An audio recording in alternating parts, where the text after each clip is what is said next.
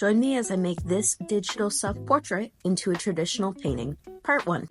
I'm going to be taking this DOS air dry clay to make 3D sprinkles on the ice cream. I knew for the planning phase during this piece, I always wanted to make one part of it 3D. I just wasn't sure what part at first. My friend did give me the idea to do Decoden, or like a fake silicone kind of piping look around the edge of the canvas. I think I am going to revisit that concept on a later piece though. Just with my current sculpting skills and because I had this air dry clay on hand, I did decide to go with just having the sprinkles in 3D. Unlike drawing and painting, which I've done most of my life, sculpting work I've really only done in the last couple of years. So if you see my skill levels kind of be a little rough, that's why. Like I think I took one kids community class when I was like in the 5th grade. But other than that, a lot of my sculpting skills have come from just observance of watching YouTube videos. And I say skills very loosely because I know there's a lot of room for growth because I am self-taught. I think with the stars,